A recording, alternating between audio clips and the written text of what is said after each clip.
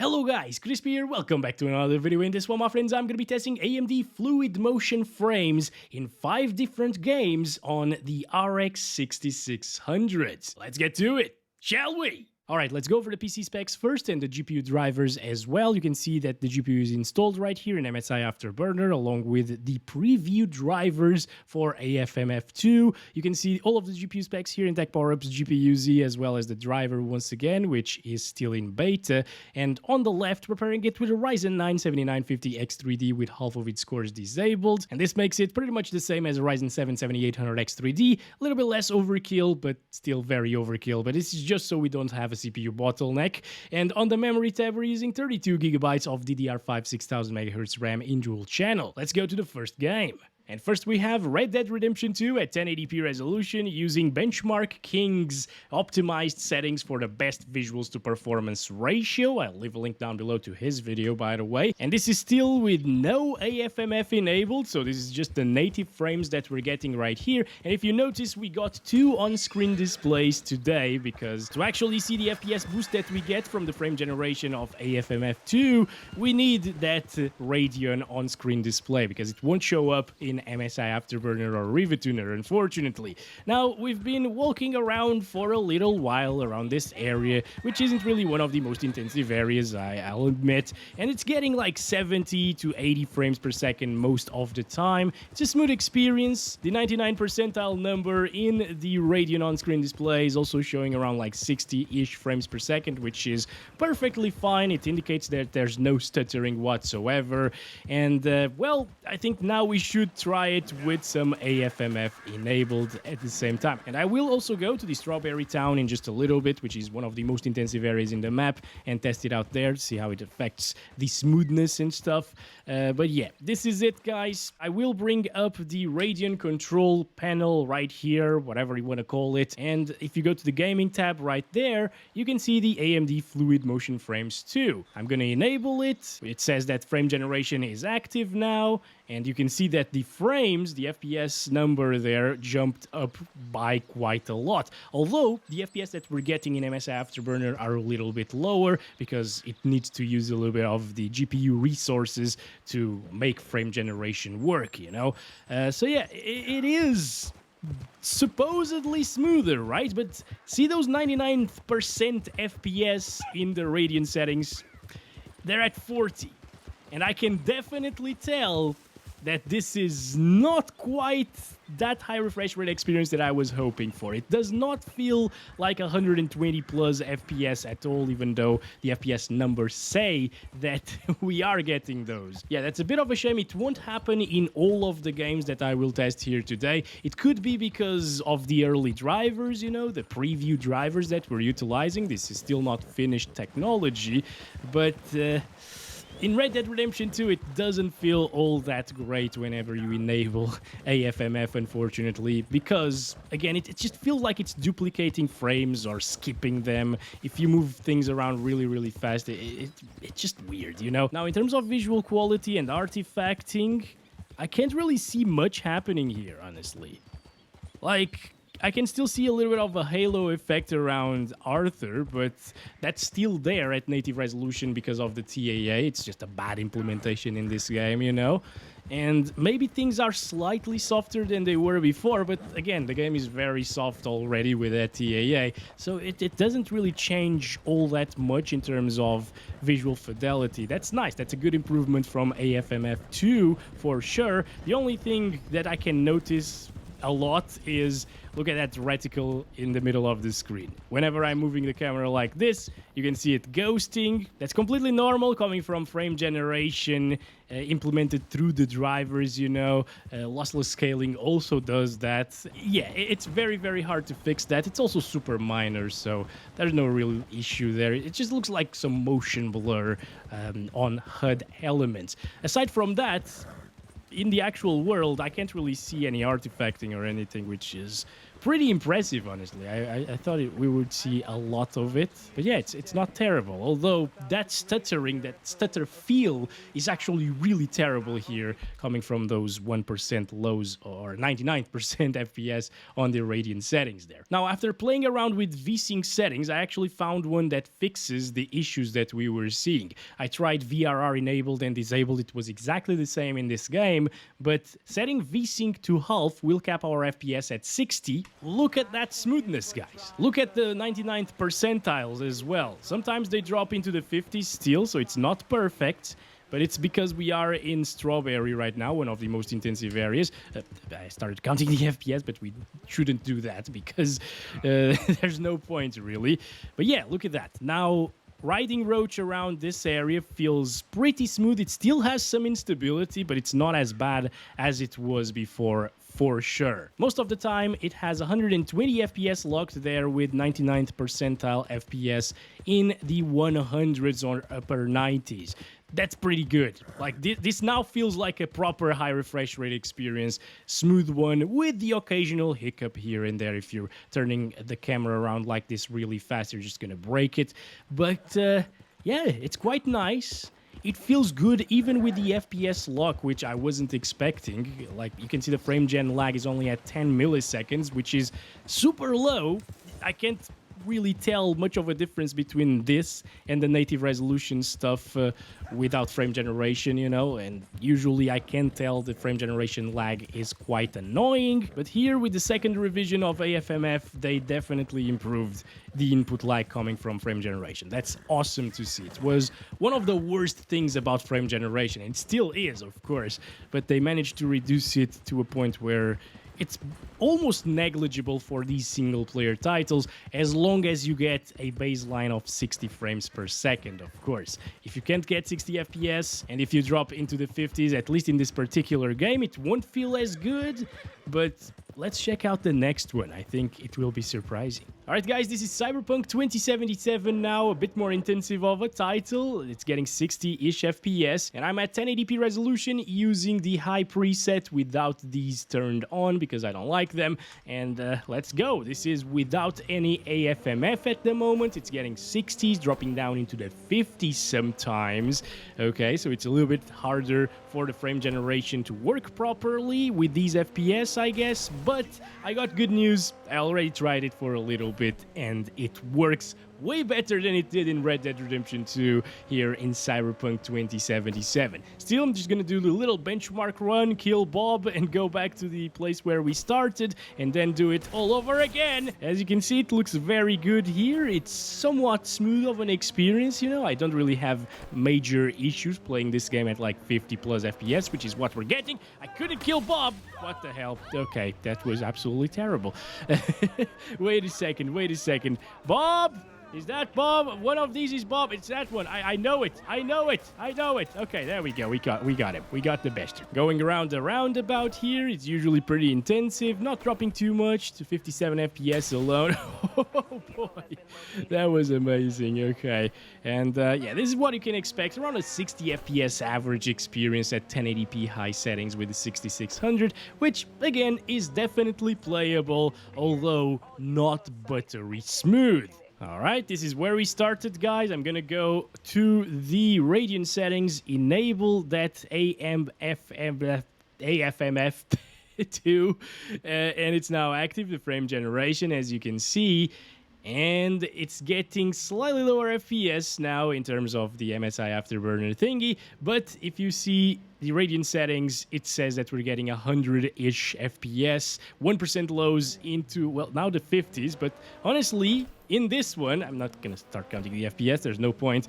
In this one, there is no frame duplication or anything like that, no frame stuttering. It does feel quite a lot smoother than what we experienced just now, guys. So I would actually enjoy this experience quite a lot and recommend it probably to someone playing with a 6600 and looking for that smoother experience. Once again, in terms of that frame gen lag, it's only doing around 10 or 11 milliseconds higher than what it was before. Obviously, the FPS are also slightly lower at the same time, so there's a little bit of added input lag compared to the native resolution stuff, but it still feels very good. There we go. That was a great bob kill, right? All right, around here, 100 FPS is what we're getting. Look at the top on-screen display once again.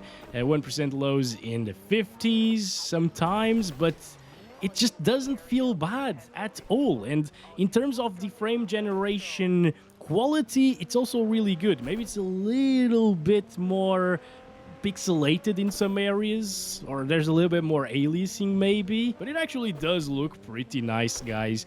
And again, it's a negligible difference in terms of visual fidelity. I can't even tell artifacting or imperfections in the image, although I have most of the HUD disabled, so I'm just gonna enable all of it again. Okay, so now we can start seeing a little bit of artifacting around that reticle, you know, the crosshair. Yeah, it's definitely a bit ghostly. But that's completely normal. Once again, that's very apparent over here if I do this. A little bit of a slowdown there, I felt it. But yeah, it's completely normal since this is frame generation on the driver level. It's not implemented by the game developers, so it doesn't really have any information about the HUD and stuff like that. Still doing a pretty decent job, you know. I bet if you enable like motion blur, for example, it's gonna disguise the fact that some of the HUD is actually blurry. So yeah, in Cyberpunk, it's quite a positive experience, even with 50 to 60 FPS most of the time. Obviously, if you enable FSR 2.1 here on quality plus the frame generation, the baseline FPS will be above 60 and actually looks quite good still. That's nice, guys. Yeah, okay. And wow, look at the FPS that we're getting on the top on-screen display, guys. It doesn't seem very impressive if you look at the FPS number in MSI Afterburner or Rivatuner, but the actual smoothness that we're having at the moment is from 140 frames per second. And if you start moving things around really fast, that's where it starts breaking, dropping down to like 70, 80 and stuff. But this is a night and day difference compared to Rockstar's Red Dead Redemption 2. I don't know what was going on with that title. Cyberpunk works really well with this, to the point where I would consider playing like this. It's another single-player title, so it will work just fine, I think. Well, guys, I kind of want to see some insane FPS. Not that you should utilize AFMF with Counter-Strike 2, because this is a competitive shooter. You don't want the added input lag coming from frame generation, but I'm curious, right? Like, it should be very interesting to check out here in this title. And they also say that they massively reduced input lag in CS2. I'm playing at 1080p resolution using the lowest settings with 2x MSAA, so competitive settings, you could say. And I've also unlocked the FPS, so we're not capped to 400 frames per second, which is the default in this game. So let's go ahead, open the Radeon settings here, go to the gaming tab, and enable that AMD Fluid Motion Frames 2. Now, we're getting... it drops our FPS, our native FPS, by a lot, guys. Look at that.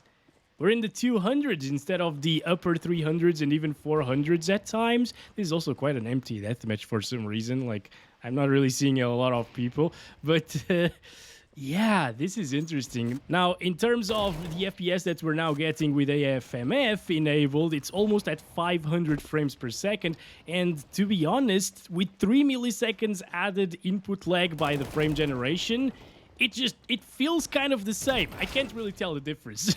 Like, this is good enough to the point where a casual player wouldn't really be capable of telling the difference between frame generation on and off in Counter-Strike. And that's absolutely insane, because previously, even at high FPS, I could tell the difference, but here, it feels really solid still, really, really snappy. Although, The native resolution stuff is still better, of course. Ugh, I hate this now. I can't really flick these days. But yeah, at native resolution, you would get native 300s, native 400 FPS. Yeah, you wouldn't be capable of achieving like 500 frames per second, like we are achieving at the moment. Looking in this direction, for example, like 520 frames, which is insane. But at the same time, we're getting input lags of 200 frames per second plus 3 milliseconds, which still feels very good, as I said, once again, but it's not the same input lag as 300 frames per second. I consider this a good frame generation experience. I just think that for a competitive shooter, if your FPS are already high enough, you shouldn't really use any frame generation. And if your FPS are low at like 60 to 100 frames per second, you're also better off just leaving it disabled, because then you just get a little bit of added input lag, and at those lower frame rates, it's going to be more noticeable, with like 10 milliseconds or so of input lag, like we saw with the previous titles. And again, 10 milliseconds of input lag with around 100, 120 frames per second with the frame generation is super nice to see. And it's a great improvement coming from what we had previously, for sure. I really like to see this. Hey, come on. But in these competitive shooters, you should avoid it. Now, a game that I think will benefit a lot from AFMF is Elden Ring, because it's capped to 60 frames per second by default, and the only way to unlock it is installing some mods, and sometimes that makes it stutter like crazy. Now, let's go over the settings. I'm playing this at 1080p using high settings preset without motion blur, and you can see that the GPU utilization is extremely low, about like 50% usage, so we got a lot of headroom there, and that means that we will stay at 60 frames per second for the entire duration of the gameplay, you know? Like, even in the worst case scenarios, which this one is one of the worst case scenarios, by the way. It's a really intensive area with all of this vegetation, even though it's in the early game, you know? Yeah, it's only going up to like 65%, so it will stay at 60 FPS for the entirety of the game. And that's essential because, as we saw with Red Dead Redemption 2, whenever it starts dropping down into the 50s, things get a bit sluggisher, or in Cyberpunk 2077 as well. Oh boy. Okay, AFMF is now enabled, frame gen is active, and oh my god, am I dead? No, okay. Ooh. Oh no. Like, it is working for sure, it is smoother, but there is a lot of ghosting in this one, guys. Wow, at 60 FPS, I think it was a better experience because of the visuals. This is a heck of a lot of ghosting here. No, all of the details kind of disappear on the grass and stuff. It's like you have motion blur enabled even though it is turned off in the settings now. That is a bit of a shame. This is a good way to achieve those 120 frames per second. And I guess if you like motion blur, it's going to look fine. But yeah, I thought it was going to look a little bit better than this. Maybe because it's got a lot of vegetation here, it struggles a bit. Yeah, that's a little bit of a shame, but hey, at least the frames are stable most of the time. The 99th percentile FPS are at around like 100 frames most of the time, although it can drop into the 60s if I start moving my camera around like this, even into the 50s, but that's normal for frame generation coming from a driver level, you know? So I'm not mad about that, although it still stutters a little bit. I thought it might actually fix the stuttering issues that this game suffers from, because sometimes frame generation does fix a lot of stuttering issues. For example, in Microsoft Flight Simulator with NVIDIA GPUs and NVIDIA's frame generation, it smooths out that frame time graph a lot, and it makes it a lot better as well. But here in Elden Ring, well, I guess that's not possible. The game is just a bit too broken when it comes to stability and those 1% lows usually. In terms of input lag, it's pretty much the same thing. It's 10 milliseconds, so it's not really that noticeable, fortunately. But yeah, the quality needs to improve a bit here in Elden Ring. And lastly for this video, I got Forza Horizon 5, which usually gets very high FPS, as you can see, even without any frame generation. But we're using 1080p resolution, THAAA, and the Ultra settings preset with high textures. There they are. Because on Ultra textures, it was running out of VRAM slightly and making the game stutter a little bit, as well as telling me some warning message saying that we were running out of VRAM. Now you get the idea. It's a high refresh rate experience with these settings. It's super buttery smooth already. There's no need for the frame generation stuff actually, but well, let's see the quality of it and let's see how much it can improve our performance here, or not really the performance, our smoothness. Here we go, it's turned on right now. Let's go back to the game, and once again we're seeing those FPS numbers on MSI Afterburner being a little bit lower than they were before, but the actual smoothness will be much improved. This is another game where it works very well apparently, because we're getting 220 FPS-ish perceived smoothness here, with the 99 percentiles being in the 180s, 190s, even 200s at times. That's extremely good, and that means that if you have like a 240Hz monitor with the RX 6600, you won't even need to drop down the settings to achieve the smoothness that you pretend from your high refresh rate monitor, you know, 240Hz. This is extremely close to that, and it will be noticeable. Now we're finally arriving in the city area. This is very intensive usually. I'm not really seeing any issues with artifacting or anything. Maybe it's slightly more soft of a picture, but on a 1080p monitor, I think it will still look extremely crispy, so no problems with this implementation of AFMF in Forza. In terms of the blurriness here in the grass areas, it might be a little bit more noticeable, you know. There's a bit of ghosting and motion blur there, but on the roads, it's not noticeable. It actually looks pretty nice and crispy and non-artifacty, which is impressive once again coming from driver level frame generation. And compared to something like lossless scaling, I think the quality of the frame generation is also a bit improved, at least from what I remember testing it out. You know, I didn't really make a video on it, but I briefly checked it out in Cyberpunk especially, and I was not impressed with the quality of frame generation with lossless scaling. But here I can say I'm a bit impressed. There's no ghosting around the car or anything. It's nice.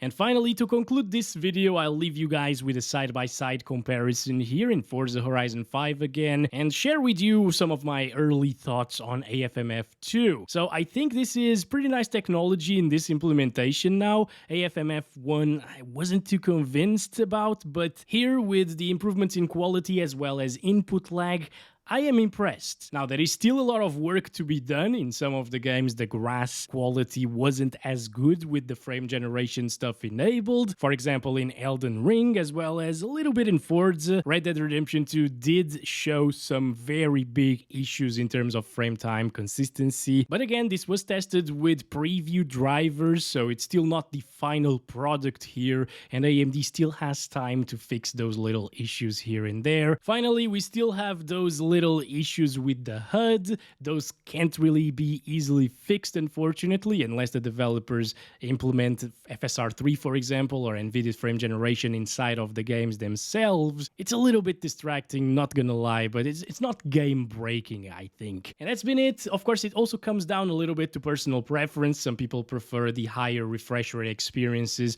with a little bit of added blur, and they're fine with that. I myself wouldn't really turn this feature on too much, or at least in too many games, but there are definitely some games out there that will benefit from AFMF with a card like the RX 6600. Thank you very much for watching this video. I hope you guys enjoyed it, and I'll catch you in the next one very soon. As always, love you all. Bye-bye.